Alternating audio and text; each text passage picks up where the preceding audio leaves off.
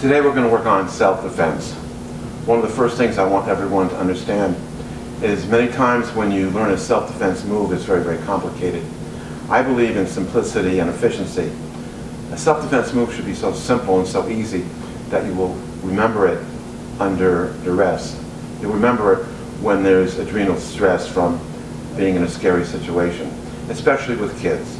It's hard enough remembering your own name, let alone a big series, long series of moves if you need to defend yourself. So I make the self-defenses more realistic and I think much easier for people to remember. One thing that's very important with self-defense is a thing called shock or distraction. That just means that there's something you can do when you have to defend yourself that'll make it easier to put on whatever move you want to make. It's called a distraction. What happens is basically try to tap the person or strike the person in a way that'll make their attention go from what they want to do to you to where you've hit them. So distractions are three different levels. The first level is a very soft, gentle one, and I usually use an open hand technique, maybe striking to the chest, maybe even a little bit to the face, not to hurt the person, but just to make them distracted for a second. The second level is a little bit more severe, depending on the severity of the attack. That's a little bit more aggressive. But again, you're not going to hurt the person. You don't want to hurt the person unless you have no choice. The third level is the most aggressive, and that's when you're really in trouble, and you have to do something more severe in order to defend yourself. So with Sensei Mike, I'll demonstrate that now. Again, three different levels of distraction.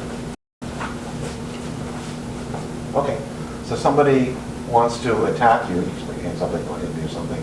So there's three different things. I want him to move a little closer to me first. I want to distract him a little bit so he's, let's say for example, let's say grab my hand, grab my wrist. Okay. So I want his focus to go from here to really what I'm doing. So for example, the easiest one I said is just like just stopping in here. If I stop very quickly, what happens to the person is their attention goes from here to here. Don't hit very hard, bang, and that'll do it. For example, if I want to do something like a circle escape, the guy's totally strong. It may not be practical to do it without the distraction. That's level one distraction. Level two is a really good one, and it can be used in many situations, so you can let go of that. It's called a web strike. Web strike means you put your fingers like this and you're going to strike into the throat very quickly.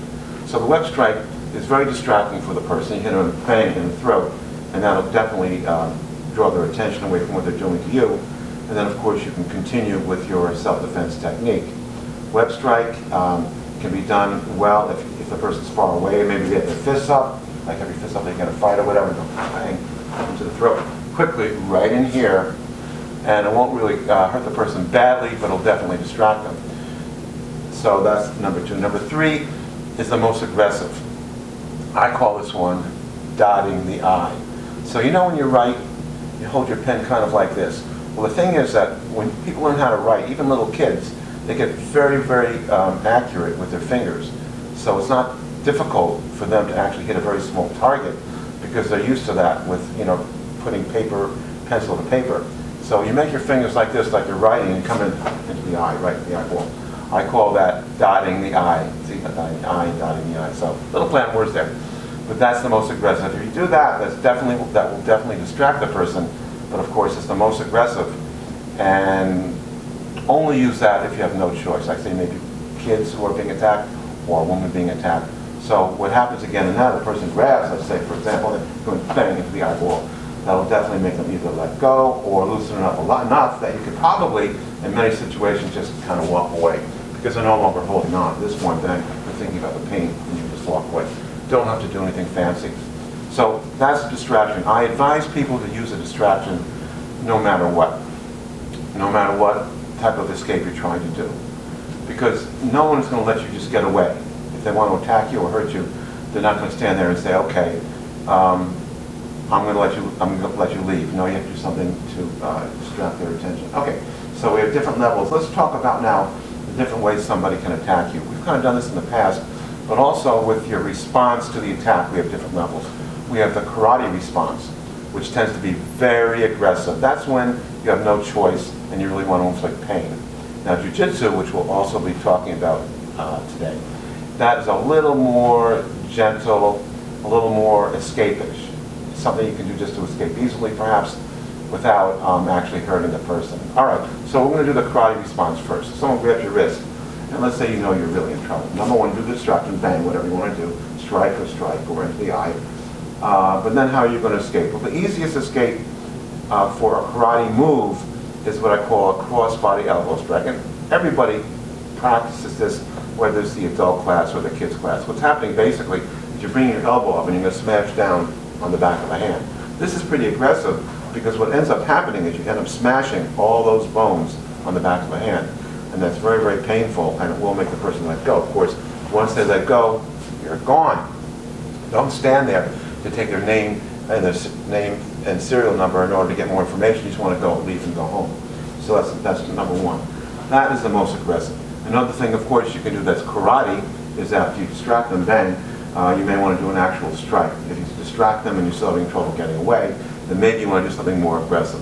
Maybe you can use the dying eye technique, or you can come in like palm heel to the nose, maybe a strike to the chest, maybe a knee strike, a little more aggressive, a little more like karate, just like this one. You know, it's a karate technique. If those are too severe, you don't want to use something like that. You really kind of just want to get away. So again, you want to make sure you can distract them, bang, and maybe just do this escape. Simple Ju-Jitsu escape. This escape really is easy for most people to do because what you're doing is just making a circle with your hand.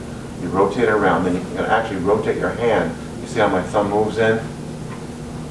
And I push down, and then I'm gone. Once I've escaped, you don't stand there for the rest of the fight. You leave, you go home, it's over. It's an escape, so that's what you want to do. The other one that's kind of a cool one that the kids seem to like is I call it my head itches escape.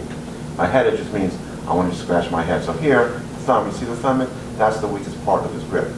So what I want to do is I want to kind of rotate a little bit, a little space between the thumb and the forefingers there. And you want to come up like, oh, my head itches. Okay? Easy escape. Kids can do it. Now because this is weak here, even a kid can escape nicely. But keep in mind that if a child strikes in or does a shock or a distraction, it makes it much easier for them to escape because the energy, of course, the attention on me is going from here to there. So that's a nice one. Another good one is the elbow strike scenario. A little more aggressive. It's kind of a combination of Jiu-Jitsu and karate. What happens is you want to step in and do your elbow strike as if you're doing elbow strike. You want to kind of forget about this part here. You want to think about your elbow strike to the front, which everyone's practiced. You want the elbow strike to aim for the enemy's chin. So you're going to step in, and as you're doing the elbow strike, you'll notice the person cannot hold on anymore. Bang, and you've got it. So again, easy. Adults can practice this. Very good for adult self-defense. Excellent for kids. They can practice it with parents. So you want to step in, shock, of course, bang. Make sure you do your shock, distraction, whatever. Then you come in, bang. Nice strike to the chin. So those are different ways of escaping. Again, we have the circle. We have the outside circle, which is good. We have an inside circle, which works pretty well. Now, let's say you're partway through the inside circle and you're thinking, oh, I can't get away, the guy's too strong. Then maybe you need to do another distraction. So if this isn't working, bang, and you're gone. I promise you, if you do this, I don't care how strong the guy is, I've practiced this with some pretty strong people who really want to show to the rest of the class that I couldn't really bother them or get away from their technique. So I'd be like this, they'd be holding on for dear life just to show off and show how inept Sensei will be with this particular escape. I just go like this, bang, and I'm gone. You can understand how that works, nice. The next one I call a shooting escape. Not someone shooting you, but another way to escape, a wrist grab. So with this one, what's happening is your hand goes up, you want to do this distraction, and what you're going to be doing, I'll just do this side so the video can see it more easily. So grab this side. So what you'll be doing is you'll be stepping into a Seiyu stance this way and shooting straight down. Now shooting with your hand doesn't mean you have a pistol. What you want to do is really push fast and quick and snap it. So what happens is the person's holding on tight, coming down, bang. And if they're super strong and they follow me because they're holding on, we don't get bang. I've got a back fist that goes right into it. So we have high, middle, and low shoots. This is a low shoot, so I'm shooting straight down. You want to kind of use the body language of your Seiyuchin stance to make it more powerful. That means as I'm stepping into Seiyuchin, at the same time I'm shooting down, and I'm ready to go bang, if I have to. If the person chases me, I get away nicely, bang, I get away. He wants to chase me, bang, I'm here. The second one is a middle shoot. So again, I'm here, same thing, but now I'm going to shoot up to the middle. This is good if you want to come straight back automatically here, so I can pick the same level. So again, we're shooting to the middle. Shooting instead of down, we're shooting straight across, and bang. And third one, I'm shooting up. So I'm shooting up, bang, of course, and then of course I can come back with a back fist this way. So all three are good. I like the middle one, but it depends on the situation, how big the guy is, how much he's holding it. This next one is a very cool shooting escape. Have to be careful because this actually uses the web strike concept. So the person grabs on, okay, you do your shot or whatever, and they're still holding on. What you're going to do is you're going to snap into a web strike to his throat. Now keep in mind, when someone's holding tight and you break away, it does snap. You get a little more snap in there. What's happening is, I'll do it so easily, so he's breaking away and you're snapping into the throat. Nice, okay? You snap in the throat, snap into the throat, and if that's not working, if you're snapping in the throat, not hard enough, you can always grab the throat and continue. So those are some basic self-defense exercises.